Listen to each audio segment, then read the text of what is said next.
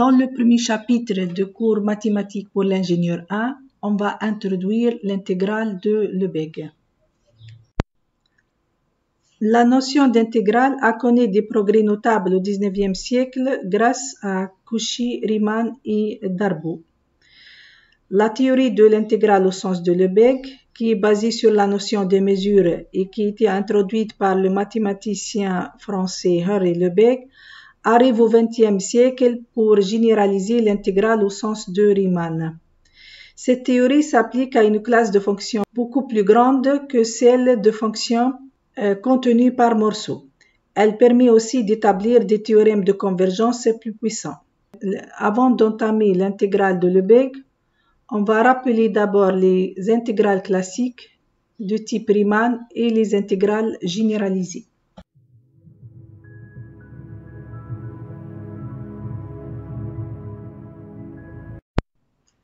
C'est quoi l'intégrale au sens de Riemann?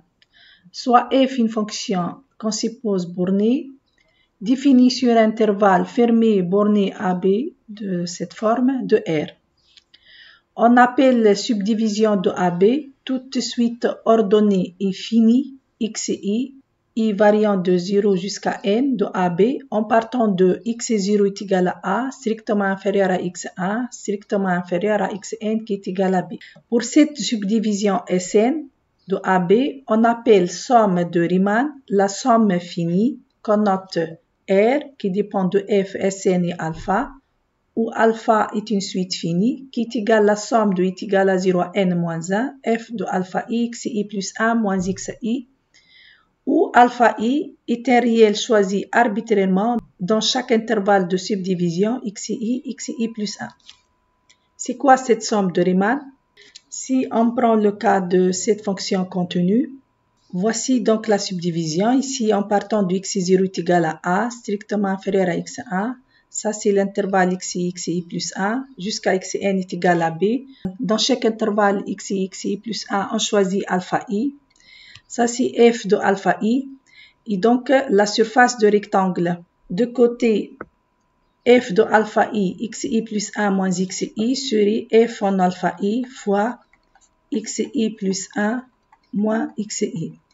Si on prend la somme de Riemann, qu'on a dit qu'on note R, F, Sn et alpha, cette somme de Riemann n'est autre que la somme de i est égal à 0 à n moins 1, f alpha xi plus 1 moins xi, et donc la somme de l'aire des rectangles de cette forme.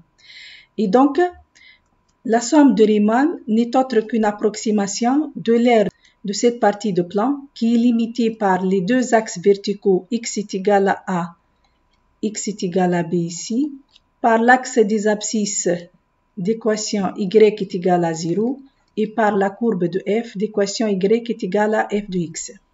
Si on augmente n, et si on fait tendre n vers plus infini, on voit que dans cet exemple, que cette somme finie tend vers la surface exacte de cette partie, qu'on sait qui est égale à l'intégrale sur AB de f de x dx. La fonction f est dite Riemann intégrable sur AB si la limite de la somme de Riemann quand n tend vers plus l'infini est une limite finie et si cette limite est indépendante de choix de la subdivision Sn et de point alpha i. Cette limite, on la note l'intégrale de a à b de f de x dx ou tout court l'intégrale sur AB de f. Quelles sont les propriétés de l'intégrale au sens de Riemann? Parmi les fonctions Riemann intégrables, on trouve les fonctions bornées et contenues par morceaux sur AB. On verra plus tard toutes les fonctions Riemann intégrables lorsqu'on va voir la notion presque partout. Ensuite, si on a une suite de fonctions Riemann intégrables sur AB qui convergent uniformément vers une fonction f sur le même intervalle, c'est-à-dire si le sup de fn de x moins f de x en valeur absolue lorsque x décrit AB tend vers 0 lorsque n tend vers plus infini, encore ça c'est équivalent que la norme infinie de fn moins f tend vers 0 lorsque n tend vers plus infini, alors la limite f est aussi Riemann intégrable et on a la limite de l'intégrale est égal à intégrale de la limite. Maintenant, si on prend le cas d'une fonction, par exemple, f contenue, donc on sait qu'elle est Riemann intégrable sur AB, et si f contenue, sa valeur absolue est donc contenue, et donc elle est Riemann intégrable sur AB. Attention, la réciproque n'est pas vraie en général, c'est-à-dire, si valeur absolue de f est Riemann intégrable sur AB, f n'est pas forcément Riemann intégrable sur cet intervalle, et comme contre-exemple, on prend l'exemple suivant. Donc, soit f, la fonction définie sur 0, 1 par f de x donne moins 1 si x est un irrationnel dans 0, 1 et f de x vaut 1 si x est un rationnel de 0, 1. On va vérifier que cette fonction n'est pas intégrable tout simplement si on choisit une subdivision de l'intervalle 0, 1, xi est égal à i sur n en partant du x0 est égal à 0, x1 est égal à 1 sur n. Et en général, xi est égal à i sur n jusqu'à xn qui est égal à 1. Maintenant, pour deux choix de alpha i, si on choisit alpha i, une des extrémités des intervalles de subdivision, c'est-à-dire alpha i est égal à xi, la somme de Riemann dans ce cas, rf sn alpha dans ce cas, comme alpha i est égal à xi, donc c'est un rationnel. Son image par f est égale à 1, donc elle serait la somme de i est égale à 0 jusqu'à n-1, f de alpha i qui est égal à 1, donc fois xi plus 1 moins xi. Mais en fait, la longueur des intervalles de subdivision, elle est constante, elle vaut 1 sur n, donc on va avoir la somme de i est égale à 1 à n-1, 1 fois 1 sur n, on va avoir 1 sur n fois n qui est égal à 1, qui dans la limite lorsque n tend vers plus infini est égal à 1. Cependant, si on choisit alpha i est un irrationnel, donc appartient à xi plus 1 irrationnel, et ça c'est toujours possible. Donc f de alpha i dans ce cas est égal à moins 1. La somme de Riemann dans ce cas, r de f Sn alpha, serait égale à moins 1 qui converge vers moins 1 lorsque n tend vers plus infini. Et donc, pour deux choix de alpha i, pour la même subdivision ici, on a trouvé deux limites différentes. F et donc n'est pas Riemann intégrable sur AB. Donc, pour l'intégrale de Riemann, si f est Riemann intégrable, alors sa valeur absolue est Riemann intégrable, mais l'inverse n'est pas vrai. On rappelle aussi le résultat fondamental de l'intégrale au sens de Riemann. Si f est une fonction contenue sur un intervalle AB, alors l'intégrale sur AB de f, elle est égale à grand F de B moins grand F de A pour toute fonction grand F, une primitive de petit f. Donc grand F vérifie, grand F' est égal à petit f. Et donc, pour calculer l'intégrale sur AB de f, il suffit de déterminer une primitive de petit f lorsque ceci est possible. Maintenant, une fonction complexe de AB à valeur dans C, bornée, est dite Riemann intégrable si seulement si les deux fonctions partie réelle et partie imaginaire de f qui sont bornées sont aussi Riemann intégrables.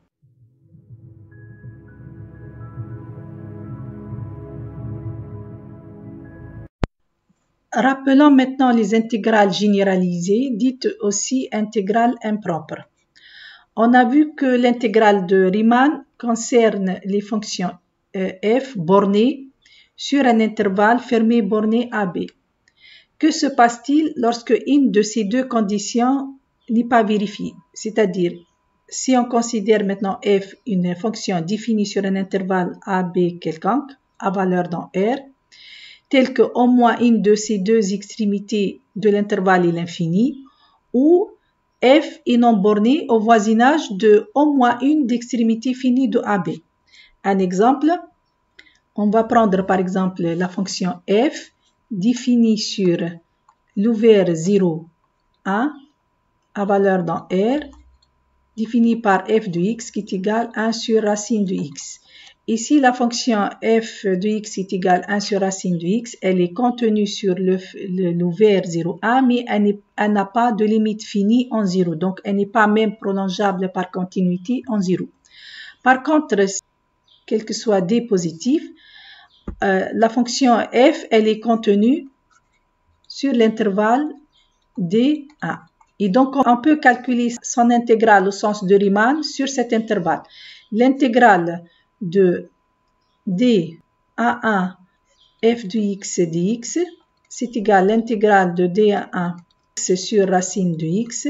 Et ça, c'est égal, une primitive de 1 sur racine de x est égale à 2 racines de x, qui est égal donc 2 fois racine de 1 moins 2 racine de d. Si on fait tendre d vers 0 plus, cette limite tend vers 2 lorsque d tend vers 0 plus.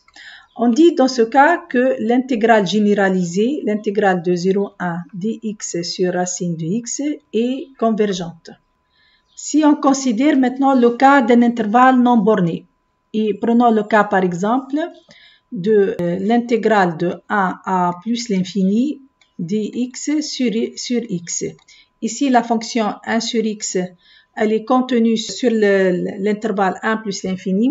Par contre, si on prend un c strictement supérieur à 1, la fonction elle est Riemann intégrable sur l'intervalle 1c et on peut calculer l'intégrale de 1 à c dx sur x qui est égal donc log de c moins log de 1. Log de 1, si on prend le logarithme népérien est égal à 0. Et donc, dans la limite, lorsque c tend vers plus infini, c'est la limite de log de c, donc elle va converger vers plus l'infini lorsque c tend vers plus infini. Donc, on va avoir une limite infinie. On dit dans ce cas que l'intégrale de 1 à plus l'infini dx sur x est divergente. Elle n'est pas convergente. On peut avoir deux bornes infinies, de type par exemple l'intégrale de moins l'infini à plus l'infini dx sur 1 plus x au carré. Et dans ce cas, en utilisant la relation de Charles, ça c'est égal à l'intégrale de moins l'infini à 0 dx sur 1 plus x carré, plus l'intégrale de 0 à plus l'infini dx sur 1 plus x carré. Pour calculer cette intégrale, donc ça c'est égal à la limite lorsque d tend vers moins l'infini de l'intégrale de d à 0 dx sur 1 plus x carré. Et ici, c'est la limite lorsque c tend vers plus infini, 1 plus x carré.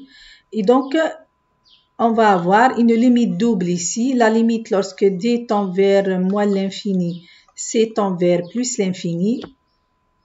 L'intégrale de d à c dx sur 1 plus x carré.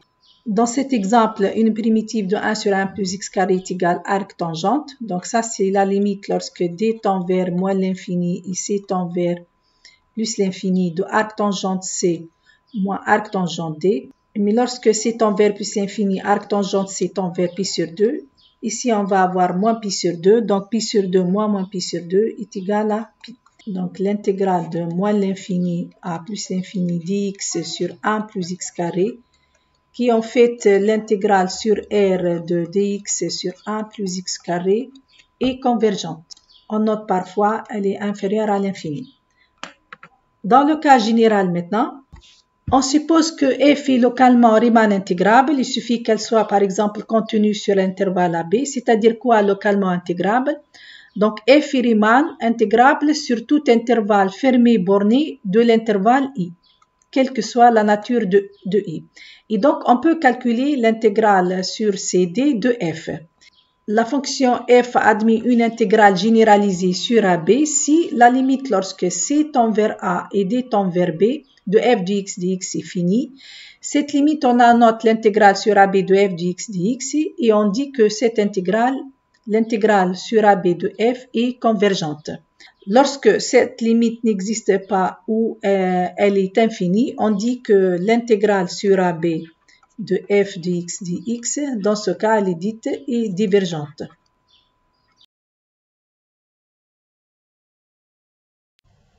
Et donc, une intégrale généralisée est basée sur l'intégrale classique de Riemann, puisque la fonction à intégrer petit f doit être localement Riemann intégrable.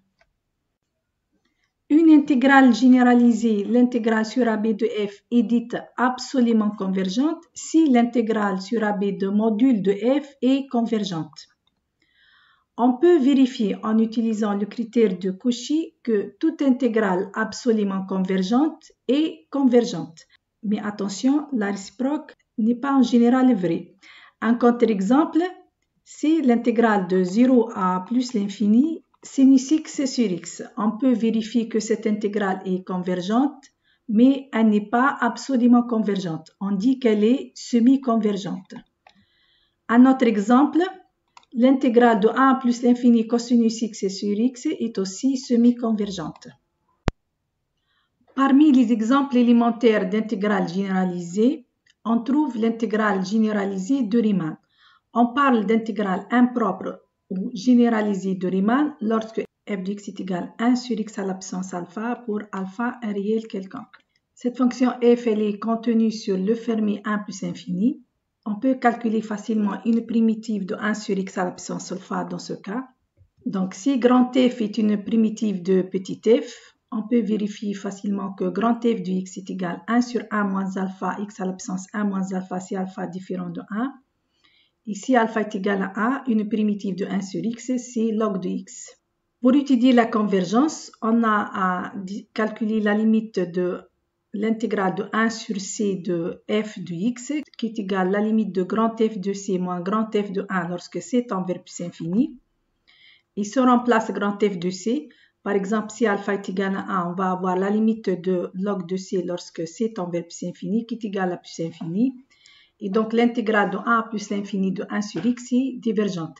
Maintenant, si alpha est différent de 1, l'intégrale est convergente seulement si cette fonction admet une limite finie lorsque c tend vers plus infini. C à la puissance 1 moins alpha admet une limite finie si seulement si 1 moins alpha est strictement négatif, donc si seulement si alpha est strictement supérieur à 1. On en déduit donc que l'intégrale de a plus l'infini de 1 sur x à la puissance alpha est convergente si seulement si alpha est strictement supérieur à 1. Maintenant, si on fait un changement de variable qui à x associe 1 sur x, on se ramène l'intégrale de 0 à 1 de 1 sur x à la puissance alpha.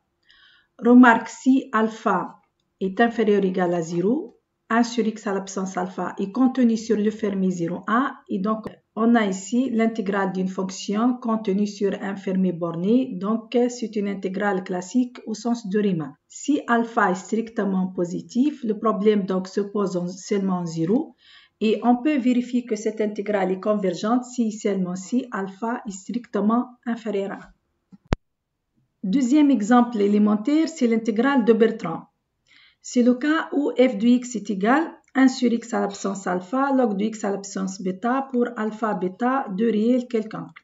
L'intégrale de 1 à plus infini dx sur x à la puissance alpha log de x à la puissance bêta est convergente si seulement si alpha est strictement supérieur à 1 ou alpha est égal à 1 et bêta strictement supérieur à 1. Remarquons ici, le problème se pose en plus l'infini, mais aussi on a si le bêta, puisque la fonction log s'annule en a, donc on va avoir un problème en a lorsque bêta est strictement positif. De même, l'intégrale de 0 à dx sur x à la puissance alpha, ici valeur absolue de log de x à la puissance bêta. Pourquoi valeur absolue? Puisque log est négatif sur l'intervalle 0 à 1 et comme on a une puissance quelconque, on doit avoir donc un terme positif ici. On montre que cette intégrale est convergente si seulement si alpha est strictement inférieur à 1 ou alpha est égal à 1 et bêta strictement inférieur à 1. Exemple, si on considère l'intégrale sur 0,1 de 1 sur racine de x, c'est une intégrale généralisée sur 0,1 de type intégrale de Riemann, de ce type, qui correspond à alpha ici est égal à 1 demi, strictement inférieur à 1.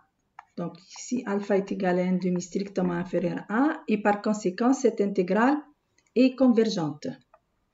Par contre, si on considère l'intégrale sur 0,1 de 1 sur x log de x au carré ou bien valeur absolue de log de x au carré, c'est une intégrale de type Bertrand sur l'intervalle 0,1 qui correspond à alpha est égal à 1 et bêta est égal à 2.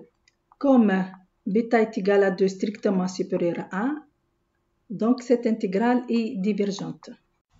On parle d'intégrale de Gauss lorsqu'on a à intégrer sur 0 plus l'infini ou bien sur R la fonction exponentielle moins x carré. On peut montrer en utilisant le critère de comparaison par exemple, qu'on va voir par la suite, que l'intégrale de 0 plus l'infini exponentielle moins x carré est convergente. On peut même évaluer cette intégrale et on verra en utilisant la formule de changement de variable que cette intégrale vaut racine de pi sur 2.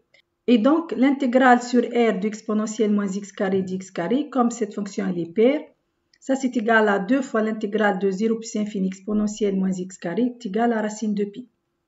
Le dernier exemple, c'est l'intégrale dite de Dirichlet.